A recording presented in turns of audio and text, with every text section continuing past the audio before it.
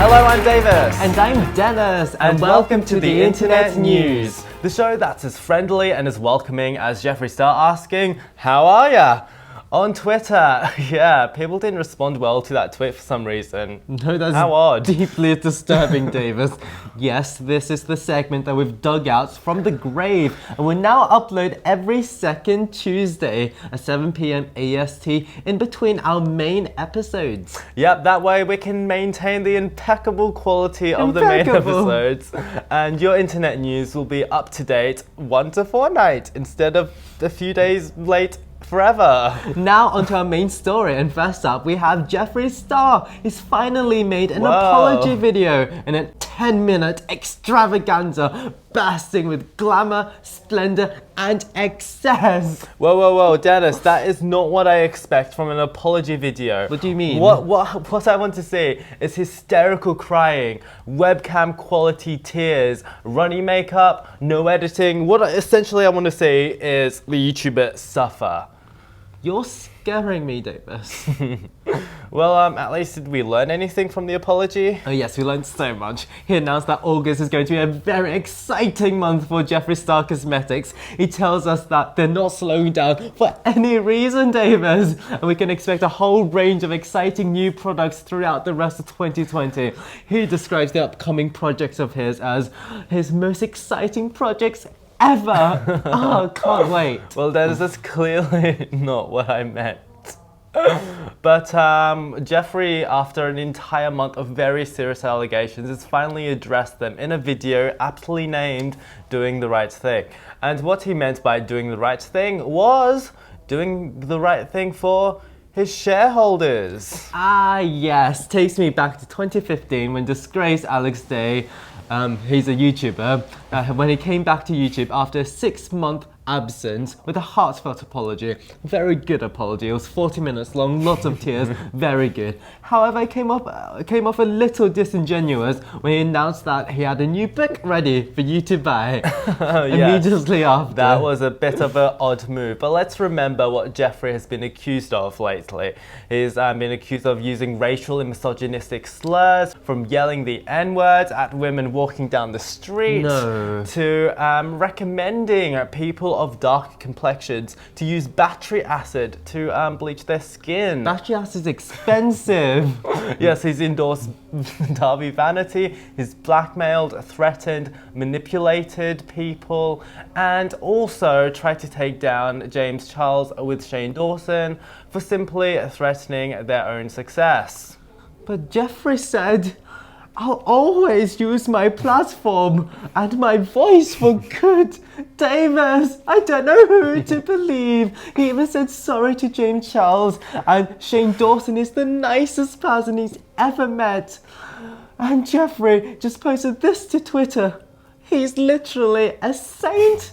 Now, would a saint be a bad person, Davis? Okay, you are a complete lost cause, I'm afraid. Oh. Now on to our next story. Okay, now a lot of you might be familiar with one of our more infamous moments, let's say, where we had a story on Jeffree Star's dog, Daddy, who after an operation, unfortunately died. No. Yeah, after Chopper suggested that he had kicked the bucket, another guest, Beck, famously misheard that and said... But he came out of it, and then there was the incident with the bucket. He died in a bucket? No, he kicked it. Oh! Oh my... Wow. And that did a number of Jeffree Star fans, unfortunately. You can say that again. And we got comments like, "This is extremely messed up and by far the worst video I've ever seen." And "I hate this show. You're freaking laughing because Jeffree's dog died. Have some respect." And "Who went over the video and approved it? It's being posted. It is so insensitive." That was us. But yeah, despite the laughter definitely not coming from us laughing at the death of Daddy, it seems little things like context mean very little to some people in the world. But oh my god, Davis, it happened again. But luckily not to us, because the fellow commentary channel iNabber tweeted this. Jeffree Star's response was more dead than his dog.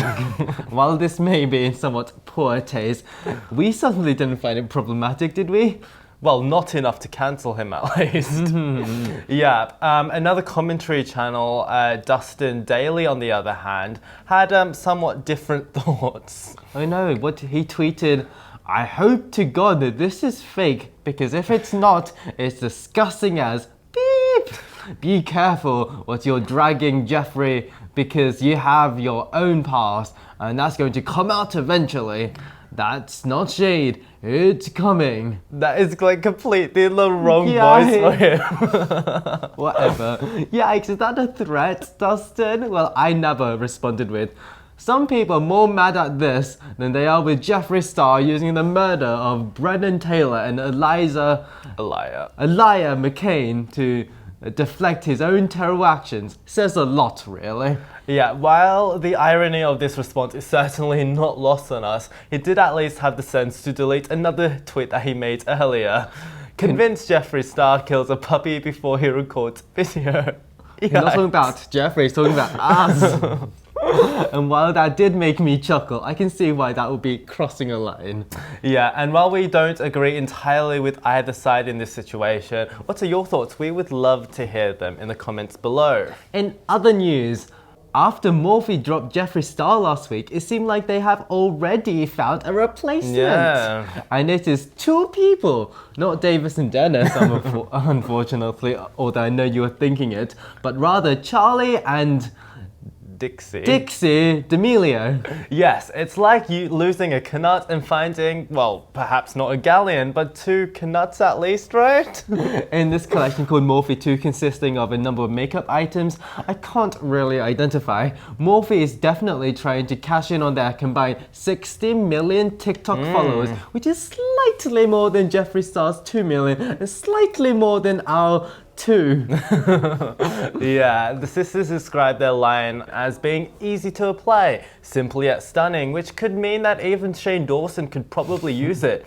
If he was still interested in makeup, that is. Or if he was ever interested in makeup, that is. And in the final story of this week, it's about the Dolan Twins. Yep, it seems like every week we have a story on the Dolan Twins. I mean, it just seems like after they snubbed us, where they didn't include us on there, we got every identical twin on the internet in one Zoom video. Not true. We just can't leave them alone, can we? But it seems as though it worked this week, because in a video this week called My Struggle with Acne and Self-Confidence, they inserted a clip from one of our old videos into it. Yep, in a sequence where they were providing context for how large the story on Ethan's struggles with acne became earlier this year. They included a clip from our video called Ethan Dolan is bullied by fans over acne.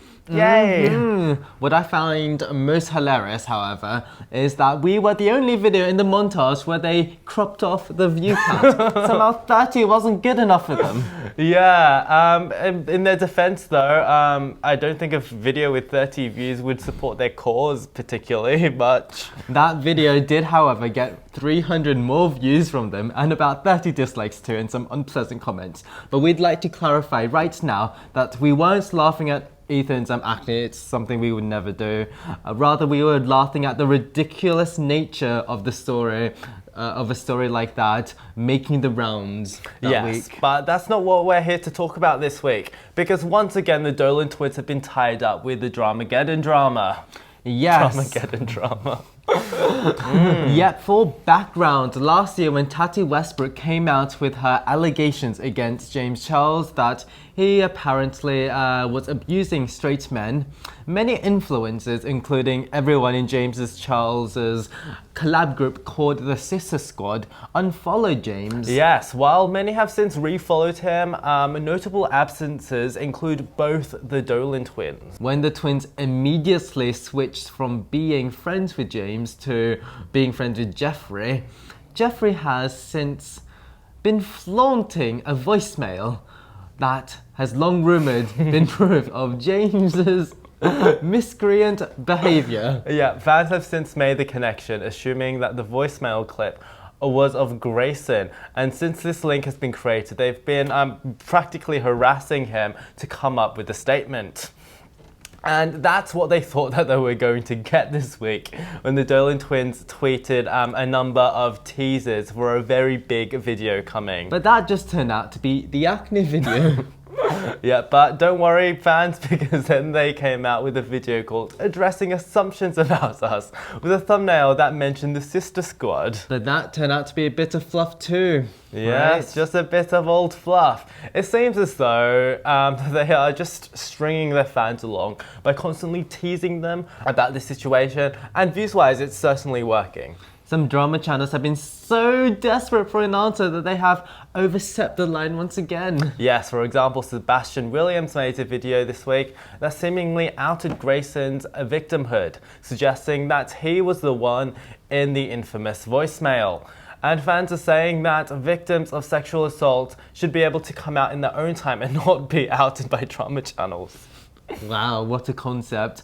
As Jeffree Star's apology video seemed to have quashed any semblance of James Charles being a sexual predator, Sebastian made a long apology on Twitter, which was funny because it was the typical style of apology that he often mocks others for doing. Yeah, but of course, it is only those directly involved in the situation who should be able to make statements like this, and only in their own time, of course.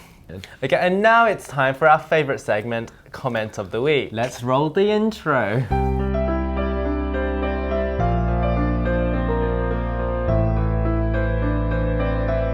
And the first comment comes from Sahani, who commented on our Dolan Twins video from all those months ago that got featured in their video. Yep, and she says, "Guys, please don't come after Davis and Dennis. The Dolan Twins made sure to crop off every name on the Twitter screenshots of people that actually hated or bullied them, and the cropping was for a good reason. They left a few of the YouTube clips in for context, like this video and Michelle's, just to show it was being talked about in a not negative way. Please, no hate." Oh, thank you. That was very sweet because we did receive a bit of hate from that. Yes, and that comment was very nice. Yes, it was a ray of sunshine. Anyway, in last week's episode from Brotherman Bill, he said, "The production on this channel is great and deserves more subs." Do you know thank what? You I very much. agree. Thank you. Cakes by Chopper goes, "Just commenting so you'll all have something to screenshot."